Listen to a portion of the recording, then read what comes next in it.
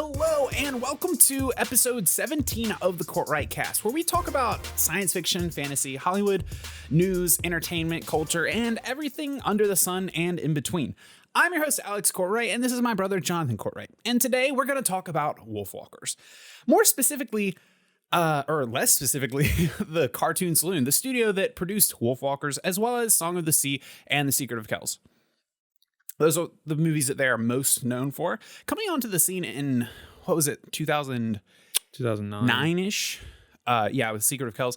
But weren't they kind of like barely a studio at that point? They weren't really morphed into like a larger animation studio, which they're not large at this point, but lesser known, not really doing feature films. I think the idea for Secret of Kels started in like 2000, but it didn't actually enter production until like 2005. So more of like a passion project type of thing that took I think a they long did like time to figure out. Corporate work, like advertisements and commercials, or like small Irish TV shows, sort of to like pay the bills type thing. And so I guess The Secret of Kels sort of sparked the success of that, led them to take on more feature films. It got an Oscar nomination for Best Picture that year, or Best Animated Picture. I was going to say Best Picture. And they said that The Secret of Kels, Song of the Sea, and Wolfwalkers are kind of a trilogy of Irish folklore films that, while they're not like connected to each other, they feel like they are. Yeah. They feel like they're in the exact same world and the exact same feel. And it, like I said, they're not connected. You don't need to watch any of them to get the other one, but I feel like it helps if you do. Yeah, and they have one thing that's very, very similar in its narrative is that all three of them have like a child protagonist at the center and some like very tall father figure who doesn't want them to go somewhere. That's funny. Yeah, there are a lot of similarities between the movies. So, and I guess because it's the latest one that came out, Wolfwalkers came out. What it must have been the end of December. Like I actually last may few have days, come out like or was it end earlier? of November. End of November? I know For some it, reason, I think it got like a very limited theater release and like very, very few. But like on streaming services? God, I can't remember. It Either was way, late November or late this December. is the problem with releasing your film on Apple TV is that nobody knows it even exists. So either way, it's the newest film and the most exciting to talk about because I actually will go ahead and say, I know you said that I think you preferred Song of the Sea, that you think that's the best one. I thought that Wolfwalkers was my favorite. Really? Yeah. And what I've noticed having watched all three of them recently, is that Song of the Sea has a real magic to it. But when it comes to Wolfwalkers, it feels like it was the studio at their best, especially in the writing area. Like the actual narrative felt like it was the most cohesive and most beat by beat. Felt like it was following the plotted path well and conveying all of its emotions and messages the best. I disagree. I loved Wolfwalkers. I thought it was great. The reason that like in terms of animated movies for that year, Soul beat it, and Song of the Sea beats it to me is that nothing happened in Wolfwalkers that I didn't expect. Like from the beginning of the story, like it's a very familiar story. It's the conflicts are very familiar. You're right. From the beginning of the movie, I felt like I knew every plot point that would happen, and the way the movie played out, none of it surprised me. That's not necessarily a negative. They did a really good job with it, and I loved the movie. But Song of the Sea, like I didn't really know where the narrative was going. I mean, you can kind of predict certain things. Yeah, you're right. It had like an almost odd structure, but it really worked for that movie. Yeah. And I wasn't sure where it was going or what was going to happen next. It almost felt a little influenced by like My Neighbor Totoro and certain areas of it. But it almost had like an anti-plot feel to it at times. Yeah. Whereas Wolfwalkers was a lot more traditional in its approach. I feel like that's why I like it. Was not that I like that it was traditional, because you were right. When I think about that, I'm like, yeah, there was a lot of predictability to that film.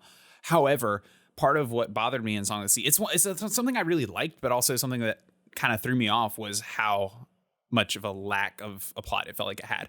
But I think that to drill down a little deeper on Wolfwalkers, the plot of Wolfwalkers felt more cohesive across the board. And while it was more predictable, I felt like there was more time and love given to the characters.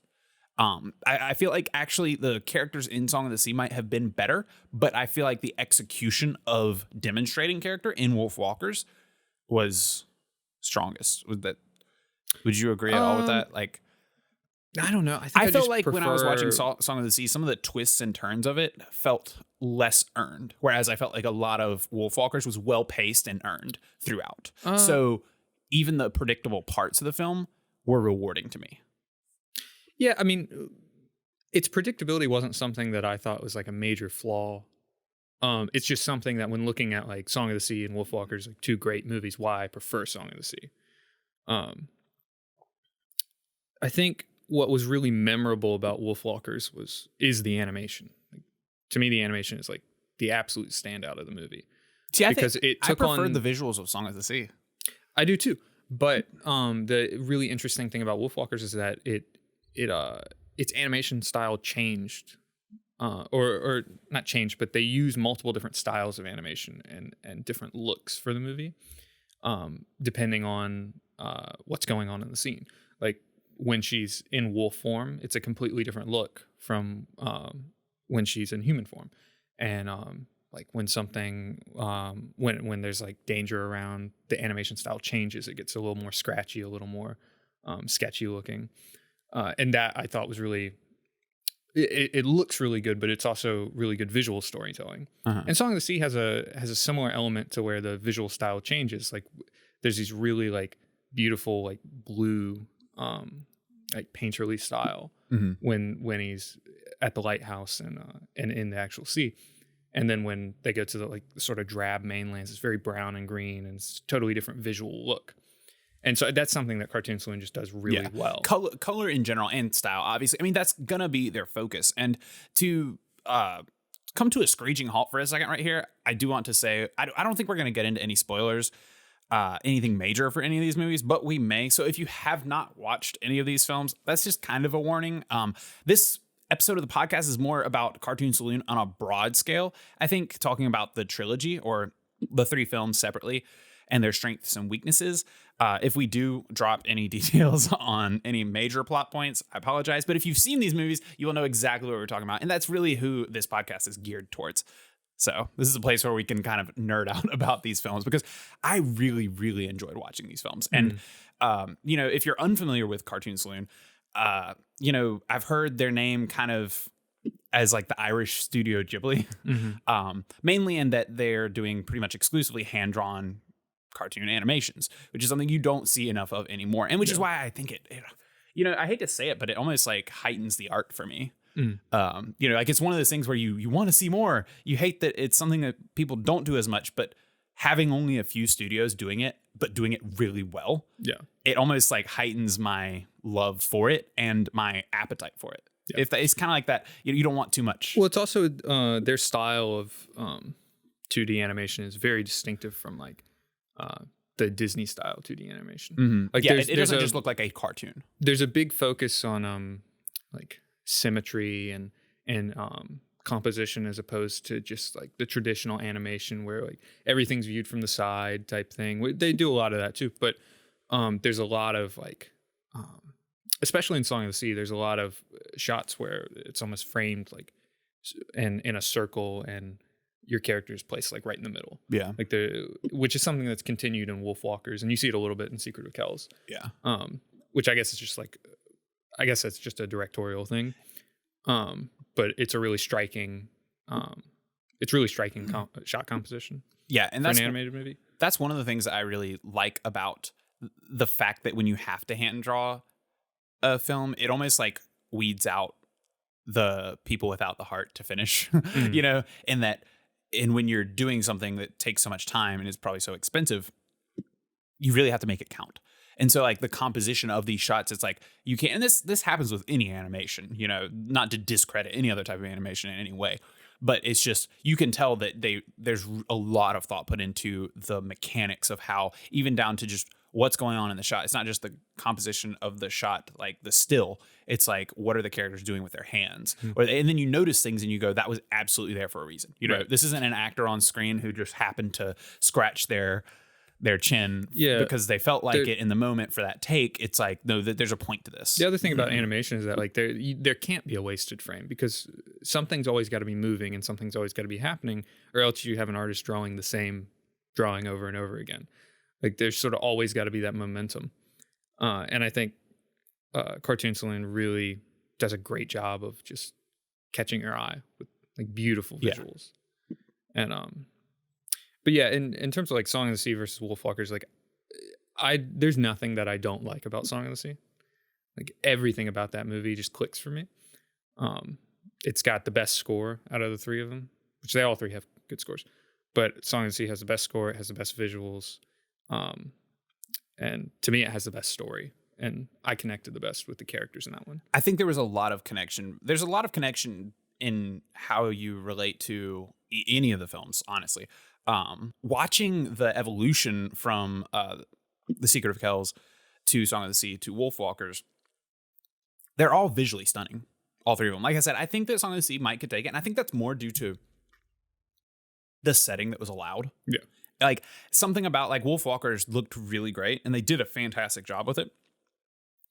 But there was a lot more dark brown wolf forest type of vibes, whereas Song of the Sea just had I think a very vast world to choose from in where they went and how they there was just different. There was the lighthouse, there was a city, there was the forest, there was the sky, there was the water, there's a lot more there. So like it's give and take, it's like what did you have to work with? What did the story require? And I think it's fine to have a tone to the films, but it's interesting to watch the evolution of the story though, because The Secret of Kels is I thought, a really cool movie.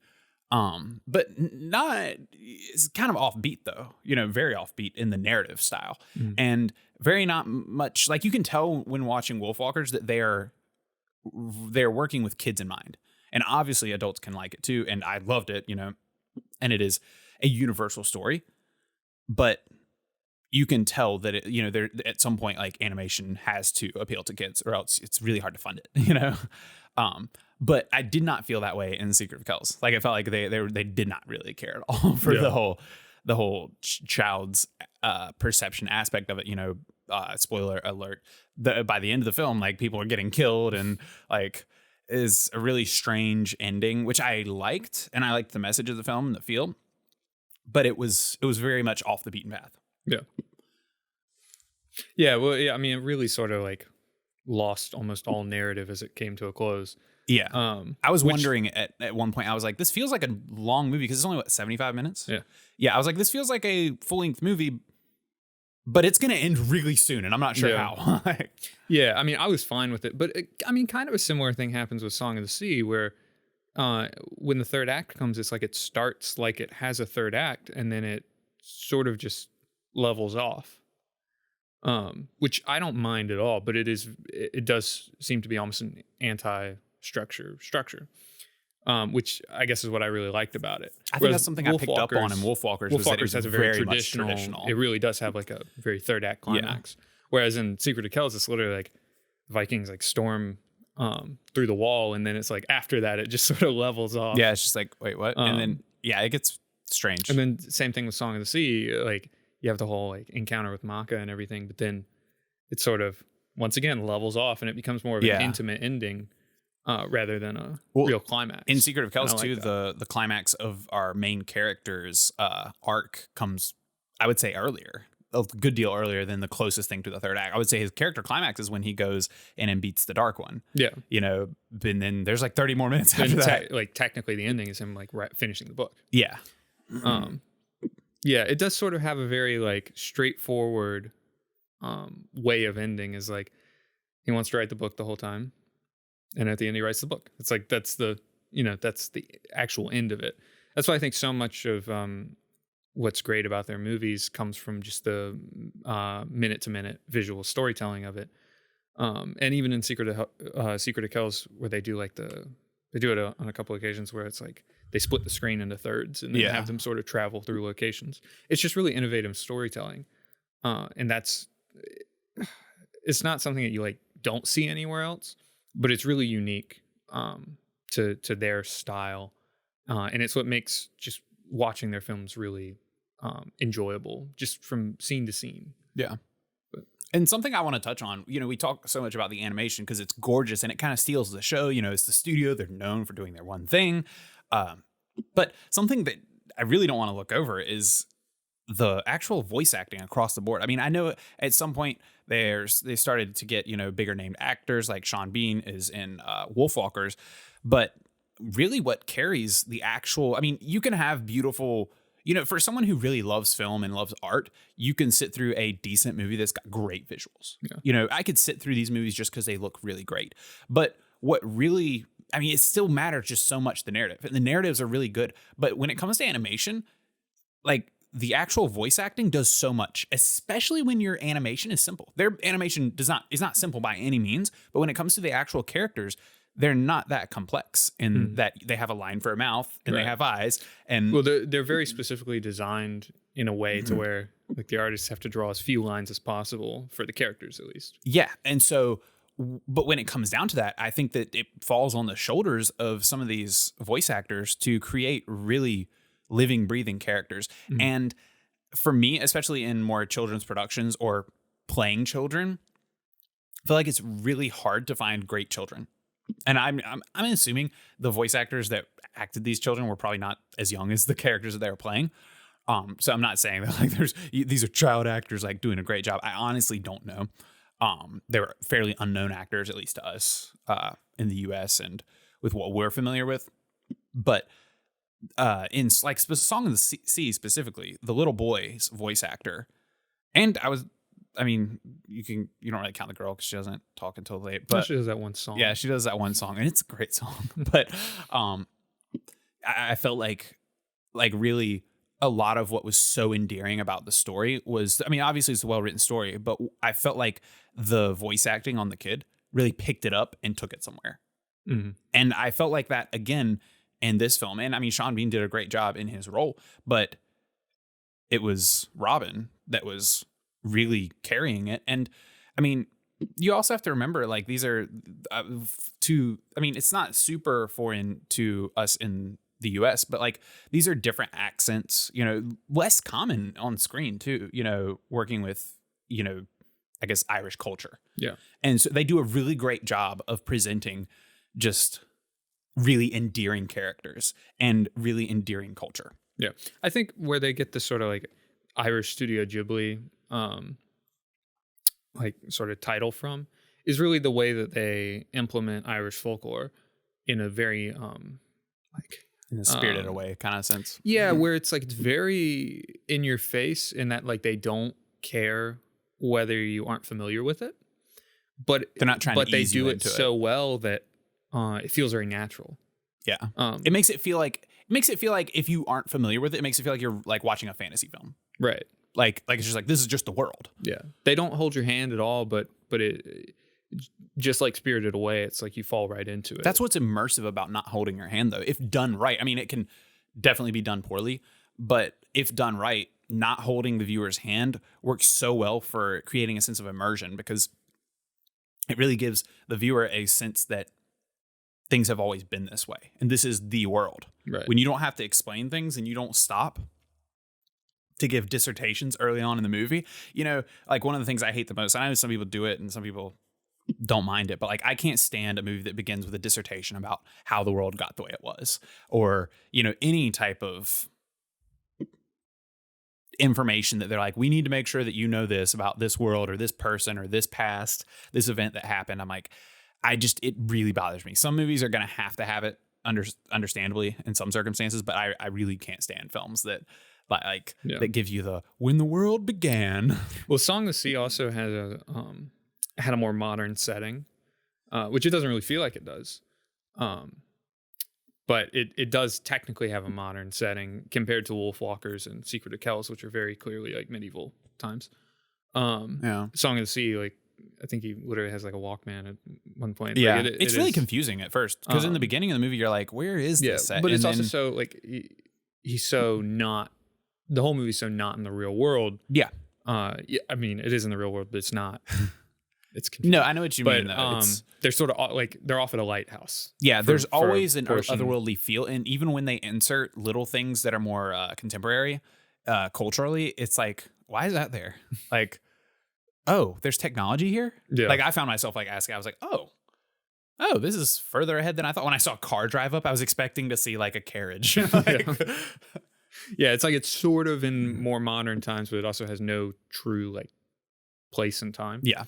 But I really like the way that they blended the folklore in with more modern times, as opposed to like if you take it to like medieval times, it's almost more, as viewers, it's more normal to see sort of fantasy elements. Whereas in more modern times, there's a blend that has to happen, and I think Song of the Sea did it really well. Yeah. And when it comes to the actual narrative, though, going back a bit, I think one of the reasons, and I mean, obviously, Secret of Kells like got nominated for awards. It was a great movie for its time, and still is. And I really enjoyed it. It had something really unique to offer. I did feel like it was a little bit cut off, or not. I feel like it was separated. Like I could see Song of the Sea and Wolfwalkers right together in the way that I would rank them and see them. Whereas I feel like The Secret of Kells was a notch below. It feels like a prototype in many ways. Yes. Like there's even there are segments and sort of shots that they do, especially with the actual wolves in the forest, that look like when they were doing Wolfwalkers, they were like, all right, let's perfect this now. Yes. I like the whole that forest too. sequence felt very similar to what they would later do in Wolfwalkers. Yep. But Wolfwalkers, obviously, like, they were so much better by that time. That seeing Secret of Kells after I've seen Wolfwalkers, You almost wish that you hadn't. Almost like a beta version. Yeah, if it makes you feel like you wished that you'd watched Secret of Kells back in 2009. Even the how do you pronounce her name? Aisling Ash, was it Ashling? It's spelled like Aisling. It sounded like they were saying Ashlyn. It sounded like they were saying Ashlyn. The girl in the forest, it sounded like Ashlyn. It's one of those Irish names where it's not pronounced how it's spelled at all. But anyway, that girl even feels very similar to Maeve and Wolfwalkers. Yeah. Wolfwalkers specifically feels like they really upped everything that they did in Secret of Kells, whereas Song of the Sea is very different. Yeah. At least in terms of their animation sequences. But one thing in Secret of Kells that was like a really incredible sequence was when he went into the cave and the dark one. I can't remember. Yeah, the dark one. Like that was such a like visually interesting way to do that. Like there's parts I like in how their they're movies not where afraid to go off the beaten path visually. it almost feels like you're watching like it almost feels like you're like, wait, did the character fall asleep and we're watching like a dream sequence now? Yeah. But it's more like they have like a sort of interesting vision for how they want to show a sequence. And it's almost like, it's not like that's how it really happened. It's almost like that's how the character saw it happening. Yeah, when it comes to the way that they portray certain things, one of the things that's really enjoyable to watch is it seems like they're just like, F it, don't care. We're going to show it. And there will be scenes of like a forest, and it'll start and I'll be like, that's not how I would ever think about how to draw a forest. Yeah. They have no regard, especially in Secret of Kells, they have no regard for perspective. And it's very clearly like an intentional thing, but sometimes the perspective on things is like way off intentionally to show you certain parts of the background. It almost like trips your eyes out sometimes. Yeah. But it's really interesting. Yeah, and there will be times when often for me, which is why I think I love it so much, is I'll see a scene and go, huh? And then go, oh, I like that better than if they had just drawn it like I would imagine it, or Right. like it would be in real life.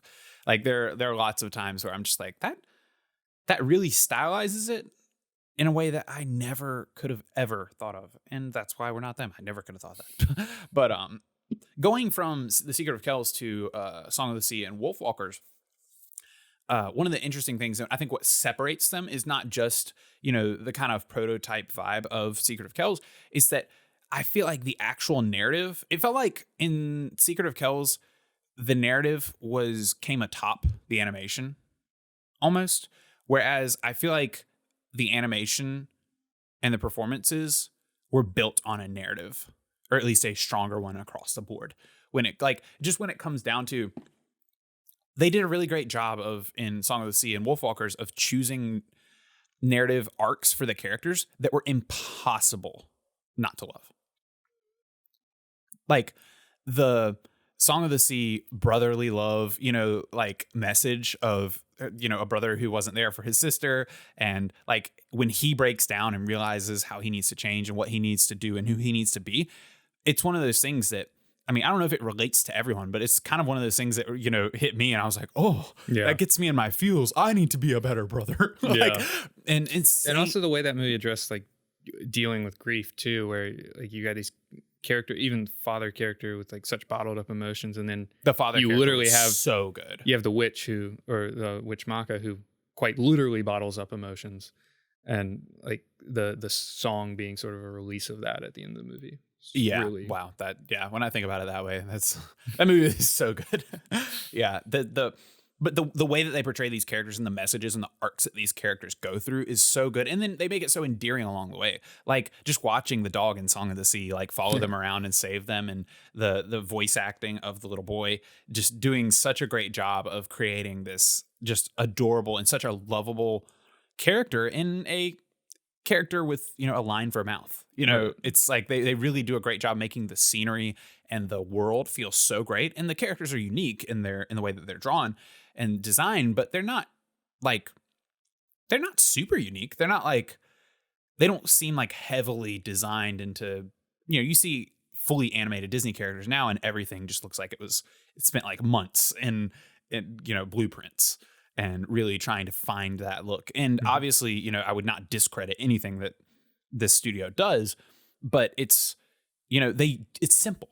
The characters are often simpler, a heavy and focus on shape language as opposed to like detailed. Yeah, I was gonna characters like their use of shapes in the characters and like straight lines and curved lines is like that's one thing that they do a lot, is that like a lot of the lines are connected. Like if this was a drawing, like this would not come out right here. It would like connect to my hand essentially, like, which is a really it's a like cartoons do that a lot, but they use it really well for creating very distinct like silhouettes in the characters and keeping the designs like very unique and recognizable, but also like you said, very simple and straightforward. Yeah, and in regards to back to the narrative and the characters, the message of Song of the Sea was so strong.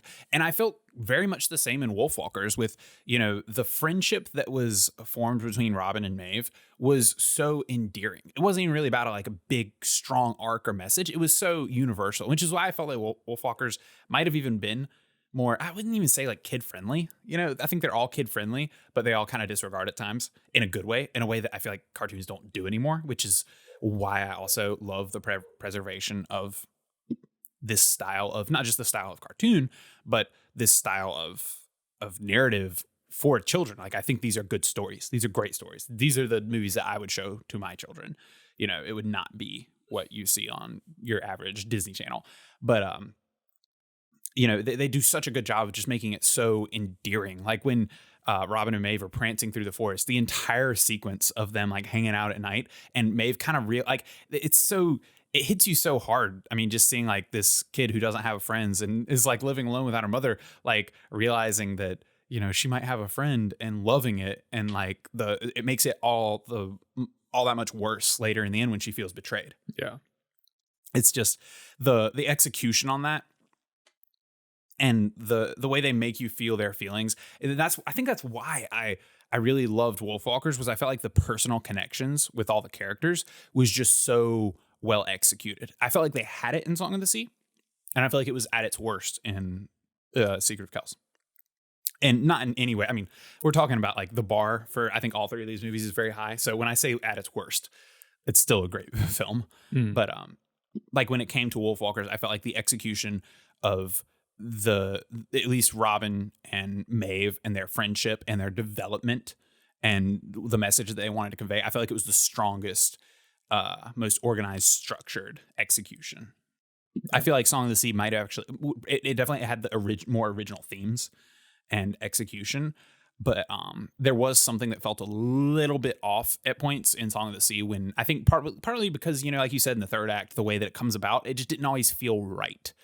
But it was such a great message and, such an enjoyable film that it was like, it's fine. I don't think it's a problem. But there were times when I was like, that felt like it happened a little fast. I feel like there could have been a little bit more to that, or so on. But I mean, it is also neither here nor there. I mean, I think that both of them were fantastic films. And when I'm comparing them both, I'd rather not compare them. I'd rather just say that they were both amazing. And everyone should go out and watch them, because I think it's really important to go and support these films, because I get the feeling that, I don't know the numbers, but I get the feeling that Wolfwalkers is not exactly like blowing out the Apple TV streaming subscriptions. Yeah, I don't know. I know that Wolfwalkers, I know that they just keep getting more and more popular. I think when Secret of Kels came out, it was like a really like low key hit. Like people really liked it, but I don't think a ton of people saw it. I think when Song of the Sea came out, Song of the Sea was also nominated for Best Animation. And I think that gained a lot of like popularity for them. I think Wolfwalkers is probably their most popular movie, especially upon release.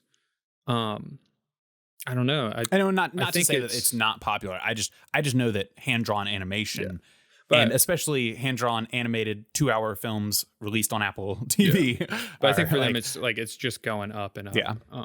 Which is really good. They had another film called The Breadwinner that came out. Yeah. I did see that. That was good. It's very different from the other three. Yeah, that's why I didn't really want to include it in this podcast, because it's less in line with the three. But it's really good and really beautifully animated. All their stuff's worth watching. Yeah. Yeah, and I guess that's the closing message of this podcast is check out the Cartoon Saloon and all of their films.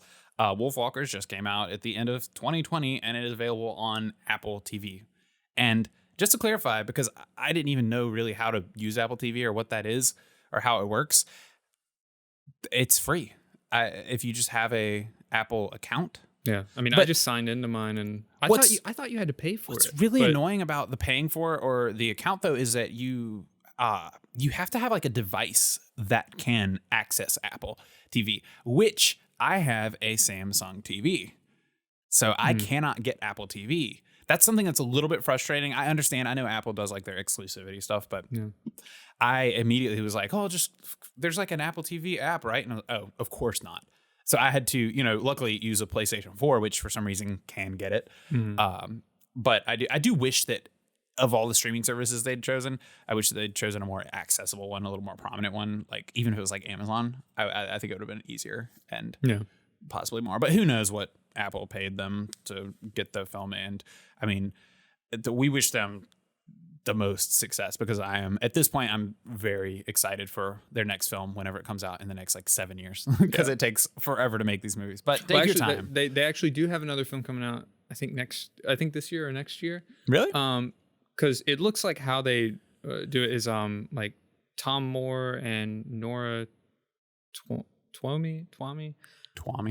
I don't know how it's pronounced. Something like that. But those two are like the like sort of heads of Cartoon Saloon, and Tom Moore and Nora Twomey directed Secret of Kels, and then Tom Moore did Song of Sea, and Tom Moore and some other guy, I can't remember his name, did Wolfwalkers, and she did Breadwinner, and she's doing another one. So it looks like she's almost working on her own movie at the same time he's working on one.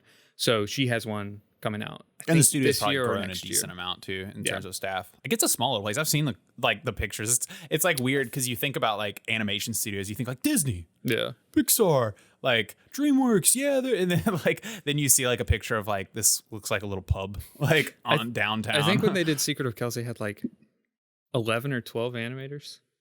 Yeah, that's what. Or something like that's what it definitely seems like, and the aura around it, and I love that. It's a cool vibe. I mean, I hope they grow, and I hope they make lots of money. But it's a cool story to support. These small or even not even if they're small in like size in comparison to like how many people know them, but just like small teams of creators that are really creating passionate projects. But yeah, so. We're going to call it there. We've reached our time. I hope you guys have enjoyed this podcast. And if you have, as always, like it on YouTube, subscribe on YouTube. If you are listening on Apple Podcasts, Spotify, or whatever your podcast provider is, don't forget to subscribe. It helps us out a ton in the podcast directories, as well as leaving 5-star reviews. They are so important. So please go and do that if you have the time. and the goodwill.